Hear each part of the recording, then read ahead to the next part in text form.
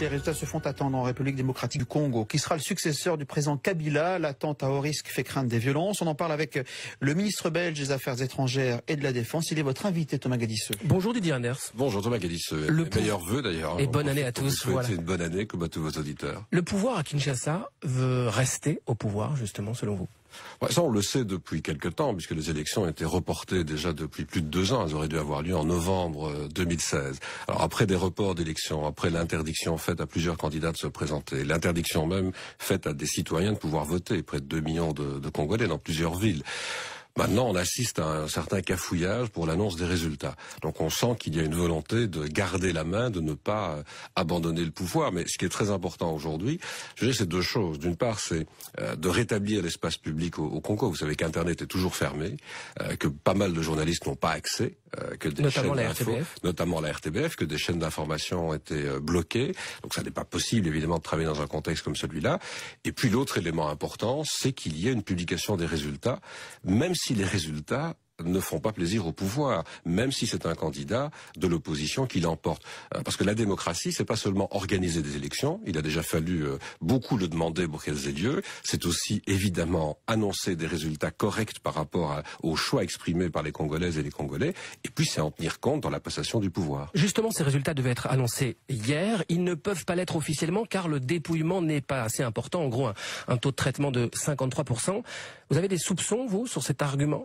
J'ai beaucoup d'inquiétudes, en tout cas. On n'a pas d'éléments très concrets, puisque, comme vous le savez, les relations sont très difficiles avec Kinshasa depuis pas mal de temps. Nous avons toujours maintenu une ligne politique très claire. Vous parlez quand même d'un cafouillage, donc ça veut dire que certains essaient de tricher avec les résultats. Ça veut dire en tout cas que nous n'avons pas pu organiser d'observation internationale réelle. Donc, ni l'Union européenne, ni les États-Unis, ni les Nations unies. Il y a eu un peu d'observation de l'Union africaine et de la SADC, donc de l'Afrique australe, mais il y a surtout eu de l'observation interne. Et cette observation, elle est le fait de la CENCO, la conférence des évêques. C'est elle qui avait déjà organisé un accord entre la majorité et l'opposition à la fin de 2016. Les élections auraient dû avoir lieu en 2017, ça n'a pas été le cas.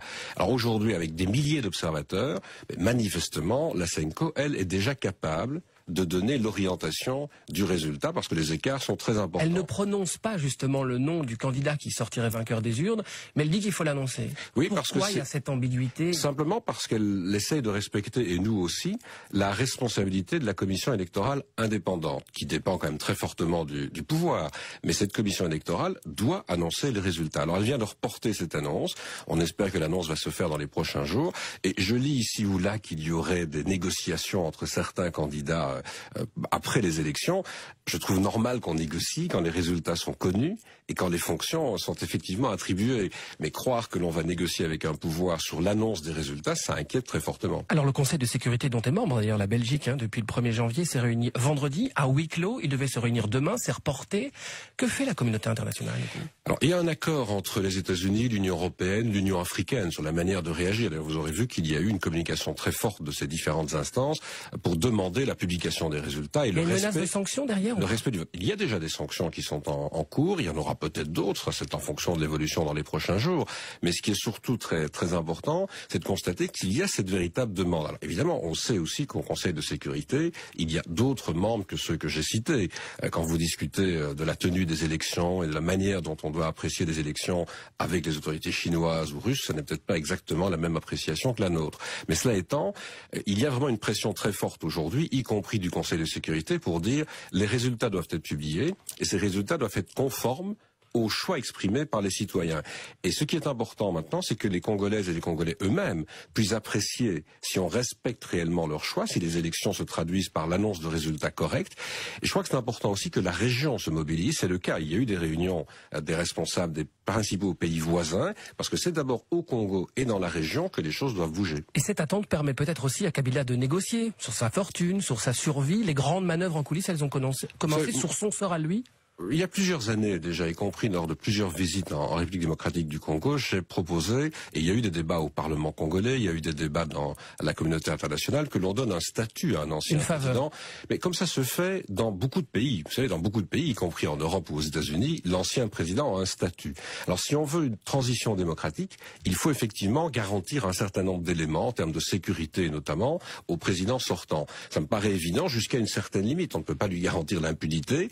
Il y a évidemment évidemment des faits qui peuvent être toujours reprochés, mais on doit au moins garantir que quand on parle de transition démocratique pacifique, ça joue dans les deux sens, et que le pouvoir ne doit pas user de la force à l'égard des candidats ou de l'opposition, mais il faut évidemment que si une opposition remporte les élections, elle ne se lance pas dans de la vengeance ou de la vendetta. C'est ça la transition démocratique. Alors ça peut faire l'objet d'une discussion entre majorité et opposition, mais pas les résultats de l'élection. La démocratie, c'est aussi annoncer correctement les résultats. Et en coulisses, il y a toujours aussi un bras de fer diplomatique, notamment avec la Belgique. On notera quand même encore Bart Ouvry, un Belge, ambassadeur de l'Union européenne à Kinshasa, qui a été expulsé. Du coup, un poste diplomatique a aussi été ouvert à Brazzaville, de l'autre côté du fleuve, en face de Kinshasa.